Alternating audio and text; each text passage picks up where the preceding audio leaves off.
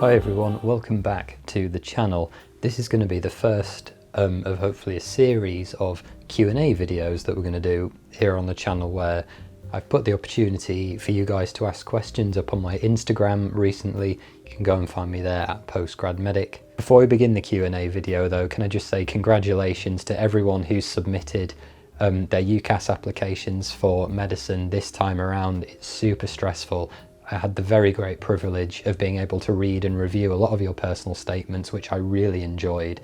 So thank you so much for letting me be a part of that, and well done again for getting your applications off. But I just thought this would be a good chance to address some of the really good questions that you guys send in quite a lot, and it might help people in the future who have the same question. The first major question that I had come in revolves around the best way to prepare for your med school interviews. This is a bit tricky because I think there are a few different ways that people can go about preparing for their interviews, and straight away what I did, which was think of an enormous list of every question that I might conceivably be asked, and then I wrote out an answer that I would give in an interview and then basically learned all of them. That's certainly one way you could do it. It's just not very efficient. It's what I felt worked for me, but I think the more useful part of that process was thinking about the types of questions that I might be asked and then reflecting on the sorts of answers that I might give in a pressured situation. But I think the process that I went through could be slimmed down slightly by making flashcards or something. For example, if you were asked to reflect on your work experience, just have a few bullet points about each work experience placement you did. Say, you know, I spent time shadowing in psychiatry. So what did I notice about psychiatry? It's a hands-off medical specialty. They work with a team of other professionals such as clinical psychologists, psychiatric nurses, community mental health and support workers. And then what sort of problems do you have in that particular setting? In psychiatry, patients either finishing the course of medications that they're given or engaging well with their psychiatric treatment is sometimes a problem. So how do the staff that I spent time with deal with those sorts of problems? Just try and think, what makes your experience unique? What did you learn? What was good about each thing you did? What was less good? What did you learn about yourself, if anything, and how is it going to change your practice in the future? Certainly having people ask you questions that you're not expecting is a big thing.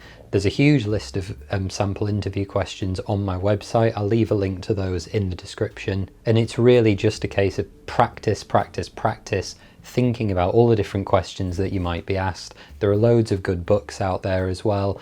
All my materials are free. There's a ton of stuff on postgradmedic.com, so go and check out that list of questions. You can obviously come to all these videos that I make for ways that you might tackle or think around certain subjects, but they are intended as a guide. So just a solid few weeks of thinking about what you've done and why it's important, I think, is enough to sail you through any med school interview. Okay, so there's a couple that are very similar, which is I have bad GCSEs, non-science A-levels, doing biomed at a bad uni.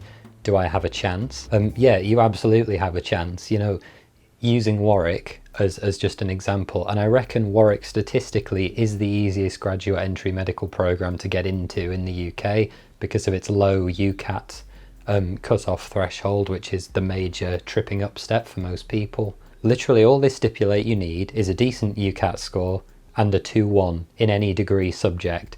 It doesn't matter. They don't care about your A-levels. They don't care virtually anything about you. As long as you've got the right work experience, you've got a 2-1, and you're a relatively well-rounded human being, you'll do just fine at Warwick. I do just want to focus on the bad uni part of the question. It's difficult for me to agree with the idea that there are bad unis. There are certainly more prestigious unis and less prestigious unis. Much of a muchness, the content that you're taught if you're doing biomed at Oxford is going to be the same if you do biomed at Newcastle or at Aston or anywhere. And I genuinely don't think admissions boards, particularly for medicine, really care that much about where you went for your first degree. It's much more about who you are as an individual. That's definitely not the same for all subjects. I know people tell me things like engineering, law, professional disciplines like that. They do sometimes care a bit more about where you went to school. That's not the case in medicine, at least in my experience. This next one's quite interesting. Is there a divide between undergraduate and GEM, graduate entry medicine students? Now, there isn't, socially speaking. Obviously, it's a bit weird or difficult for me to say because at Warwick we have no undergraduate medical students. It's a purely graduate entry course. Swansea is the other one in the UK where there are no undergrads at all. From speaking to people I know who do graduate entry medicine at other universities where it runs alongside the undergraduate course, I don't feel like there is a divide, because all that happens is those people tend to do an accelerated first and second year, and then they're just dropped in with the third years who will be 20 getting on 21 if they'd gone at 18 and gone through the undergrad pathway. So in terms of mixing, I don't honestly think there is. What I will say, and I really don't want to get in trouble with anyone for this, but this I think has been my experience. I think there's a bit of an attitude difference between undergrads and grad entry medical students, and there's a bit of a difference sometimes in maturity. Obviously you would expect that. Grad entrants are a little bit older and the undergrads have come straight from school usually, and they don't know anything, you know, outside the educational system. They've been in that system their entire lives. That's not to say that undergrads are immature or less academically capable than grad entry medics. That's not what I mean at all. I just think because of the extra pathways that GEM students have to go through to get where they are, they tend to have their heads screwed on a little bit more tightly, and knowledge retention tends to be a little bit better from what I've seen. Maybe that's just because of the accelerated nature of the courses. But what you have to remember ultimately is that about 5 years into medical practice, I think, from what I understand of the evidence, grad entry medics tend to outperform undergraduate entry medics in most metrics for the first sort of 5 years of medical practice. Something like that. I'm sure I've read that somewhere, after which the difference tails off. So short term, I'm sure you do see a difference. Long term, it doesn't make any difference. That's just been my experience. So there's a couple here which are very similar. So tips for those with a non-science background, brackets psychology, or how to prepare for grad entry medicine if the last time you studied was at GCSE level. Again, this is difficult for me to answer because obviously I did my science A levels, I did biology, chemistry and physics, and then I did my sciencey undergrad degree, began a PhD, and then came to study medicine. So I'm very much from that more scientific perspective, which has its problems, as with everything. In terms of how to prepare for grad entry medicine, I think there are two schools of thought on this. The first is what it feels like you should probably be doing is doing the pre-reading, maybe even just getting an A-level biology revision guide or human biology and just looking at the basics of how the human body works and some of the relevant cell metabolism stuff. I know it sometimes feels like there's a lot of pressure to do this sort of pre-reading in preparation before the course. Personally speaking, like hand on heart without disturbing my microphone, I would recommend against doing pre-reading for medical programs. At least I can say that if you're coming to Warwick, because Warwick is a graduate entry tailored course. They build all that into the course. They accept people with non-science A levels, with non-science degrees, so they know that you've got all that to learn. And it's built into the course. It's very intense, but it is taken care of, and you will be taken care of. And there are 1,000,001 resources. At Warwick, for example, we have non-science seminars. So these are evening seminars run once a week in all the basic content that you'll need that you won't have studied before without a science degree. But in order to enroll and to teach on these programs, you have to come from that non-science background.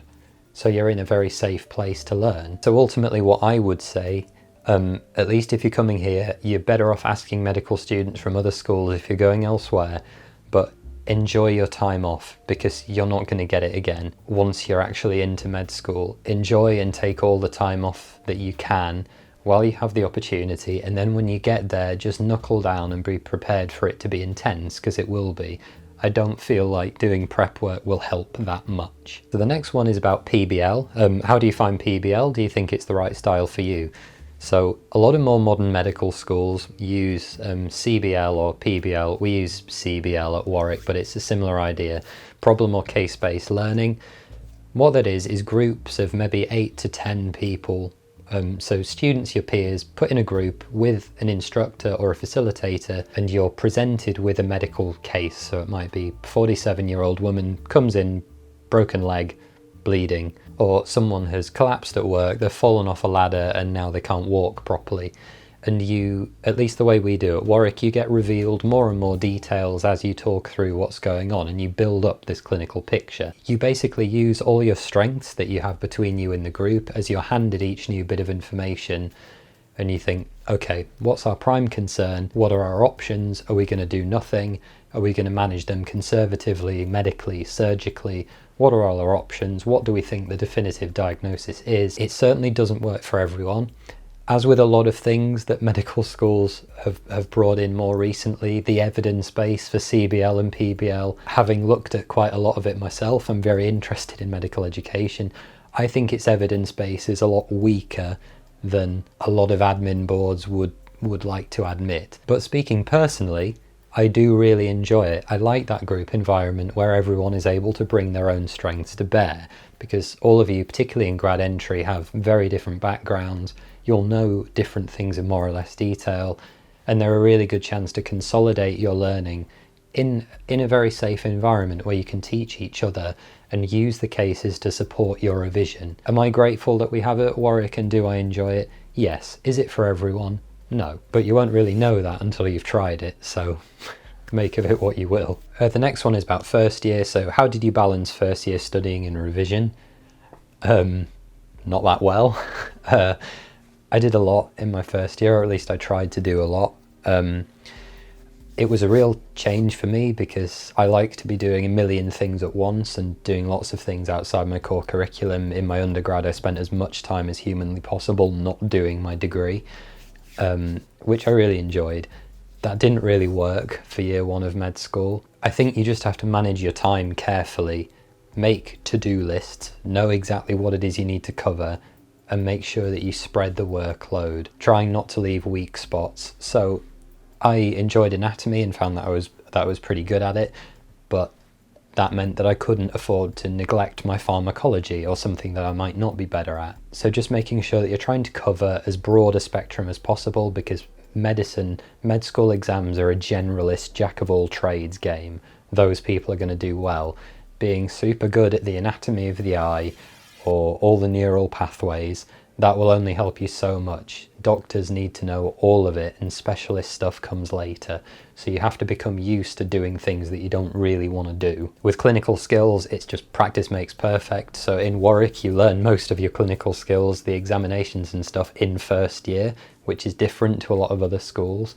But just practice, practice, practice makes perfect. We run clinical skills teaching seminars once a week. I sit on the committee for that society and helped set it up last year. Just practice on your friends, practice on your housemates. I used Anki, so the spaced repetition app, to consolidate all my knowledge in first year, because it just reminds you as you're going to keep going back over your flashcards. I made a video on how to properly use Anki and get it set up. You might find that useful. And just try and make your own life easier. Do a little bit often rather than cramming in, all-nighters here and there. Just do an hour or two every night on top of your lectures. Keep up with your homework. Keep up with any extra work, like we have the anatomy books at Warwick that we have to do once a week. Just, unfortunately for that year, your work has to come first. You don't have much of a social life. But get out when you can. The idea is survive first year and then thrive in the later years. The next one is, can you wipe bums? I suppose I can. I worked in a care home before going to uni. In fact, I volunteered there. Not done it on the wards since I've been here. If a nurse asked me to help clean a patient, I'm sure I would. I've got no problem in theory with doing that. Do I do it for other people regularly? No. So the next few here are all about money. How do maintenance loans work for GEM? Are they less or the same as the first degree? Graduate entry medicine, we're all lucky in that it's funded exactly the same way as your undergraduate degree. For the most part, I'll talk about that more in a minute. But if you're doing the 4-year accelerated program, then your tuition is handled exactly the same way as your undergrad 3 years would have been for all intents and purposes. It's a fully funded course. I didn't notice any significant drop in my maintenance loan allowance for the first year. The change then comes when you get into the clinical part of the course, where you get in second, third and fourth year, where student finances involvement becomes absolutely minimal, and then the NHS starts to take over your funding allowances in the form of the NHS bursary, which is applied for much in the same way. There's nothing to worry about. It is slightly less money that you get through that system than you would get through student finance, but that's just the way it is. I think we're very lucky in graduate entry medicine that the course is funded. There are very few courses nationally that do that. Personally speaking, I didn't find the drop in the equivalent of maintenance payments that challenging, because I was saving up all the way through my undergraduate degree, because I looked ahead and I knew what was coming, and asked students at the time how this all worked. So I have been saving for a long time, knowing that graduate entry medicine was coming. I have had support from my parents sometimes. I'm very, very lucky and grateful to them to be able to say that. You just make it work one way or another. There was also a question about, not related to GEM directly, but how would one fund the A100 course and what help is available? This is not something I know a ton about. What I think I can say is that help for A100 grad med students is minimal. As far as I'm aware, student finance doesn't provide any support, because their kind of take on it is, if you want to be funded to do your second degree, apply for one of the more competitive 4-year programs. That's the general line. When I was applying to uni, I knew I wouldn't be able to afford the 40,000-50,000 pounds that it would take to fund a 5 or 6 year undergraduate program. So I had to apply for all 4-year programs, and I got one. That's the balance you're playing off against. You would have to pay your tuition fees in full yourself, basically. I don't know how the NHS bursary works for A100 students. I assume it might actually be the same, but if there are any grad entry students watching this, please pitch in the comments, because I need your help with this one. It's not something I'm super familiar with. What I have heard of people doing is applying for uni hardship funds. That seems to be one source that people get money from.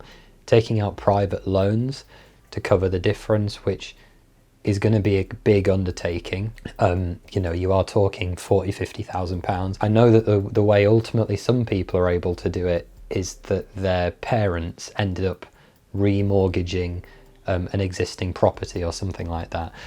I don't really want to get into an argument about money and people's parents paying for things. If that's the situation you're in and your parents are willing to pay for your tuition, and that's fine, look, go for it, whatever. Becoming a medic is hard enough as it is. I don't really like it when people get at one another about that type of thing. Everyone's in a completely different situation. Don't make judgments about people that you know nothing about. If someone's parents are paying their tuition, that's fine. If they're working part-time to put themselves through, that's also fine. Everyone has their own challenges. You've just got to make it work for you. There was also a question about working part-time during grad entry medicine. I don't know how people feel about undergrad medicine. The timetable's probably a little less cramped. Grad entry medicine, your first year, you're not working part-time. You're just not. There isn't time to make it feasibly work unless you do it every weekend or something like that. Second year onwards, at least for us, when the timetable gets a bit more chill, absolutely. You have a long summer after first year, which you don't get further on, but we'll talk about that later. So that's a chance to recoup some money by working a lot during the first summer, particularly if you're something like an existing NHS bank worker.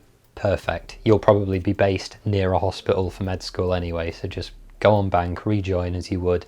You can do, work as much as is feasible for you. You know a lot better in second year what your clinical commitments are going to be. Is it true that GEM courses have 2 weeks of summer? Yeah.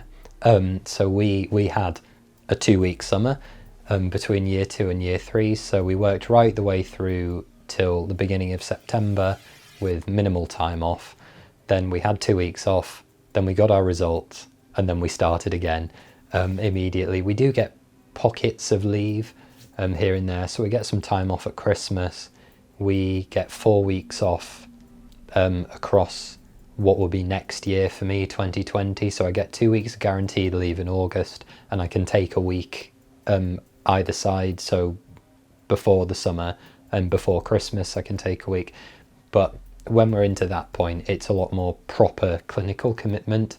That's just the way it is with grad entry medicine. But you do get that long summer after first year. You finish in June and you get your 2 or 3 months that you would with a normal degree, so make the most of it. There were a few here about how far are the placements for GEM. Do you have any influence over where the uni places you? At Warwick Med School, what's the furthest away you have to travel? This is really variable. I don't think Warwick's too bad for this, at least compared to some of the other schools that I've heard about, but ultimately it massively depends where you study grad entry medicine, because it depends on the university. At least at Warwick, the furthest away that I've heard of has been about an hour. So you might have GP placements in the middle of Birmingham, for example, where if you were going to drive, it would maybe take you that far. Some people have been up as far as Worcester. For me personally, my furthest one has been in Solihull, my GP placement, which is a 40-45 minute drive away. But then I was really lucky with my other placements, which were literally 10 or 15 minutes away. One was literally in the next small part of Coventry over, so it was like an 8-minute cycle or something ridiculous. I could have walked. So that was great. It tends to be pretty random. Do you have influence over where you go? I believe it's very minimal if you do, because the argument has to be that everyone on the programme has to be prepared to go as far as anyone else.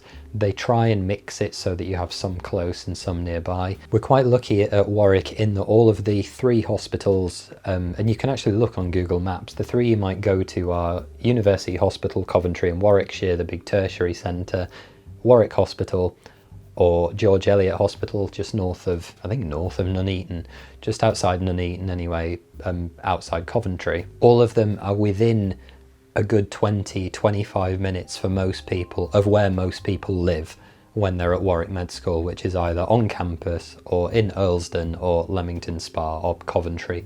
More widely, none of them are super far away, so that's really good. This is quite a funny question. Do you wield the same amount of pulling power as graduate entry medics? Being able to say that you're a medical student does come with a certain amount of pulling power. Enjoy it, don't abuse it. Probably not good for society that it's true, but on paper it seems to be, so there you go. And then the last one, which I wasn't really expecting, but I think it's a really good question. Let me just find it. How can I set myself apart from other graduate applicants? Now, this is the way I look at this problem. If I'm going to apply for a job, or I'm going to apply to a university programme, I always assume that I am not the most qualified person on the list.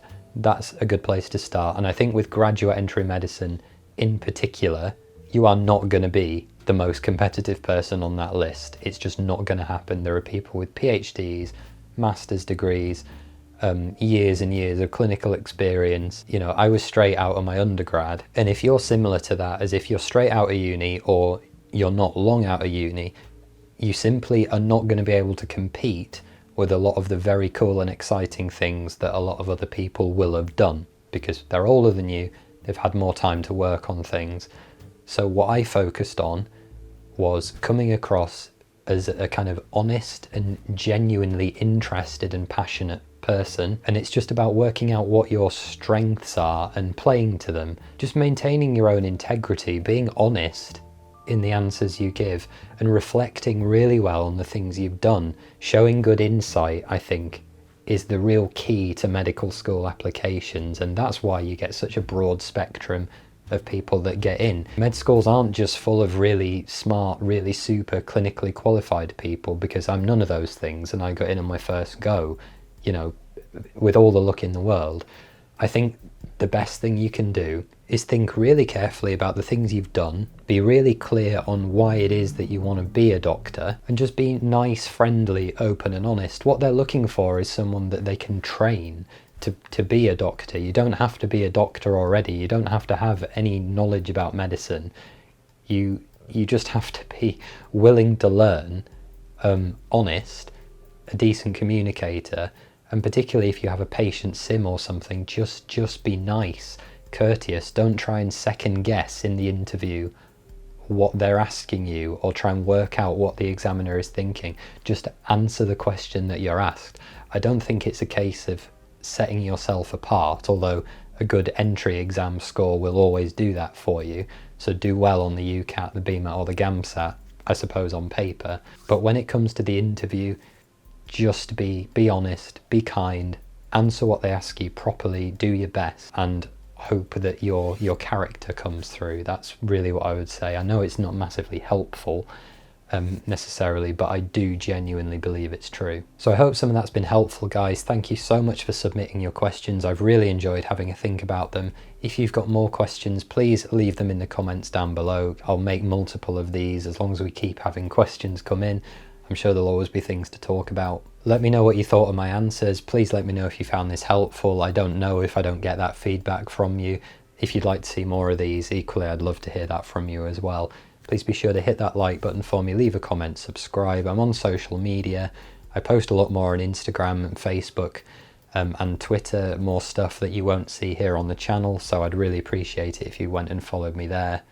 And you can check out my website, postgradmedic.com, for all my interview resources and videos, which I'm sure you'll find very helpful coming soon. Take care, bye-bye.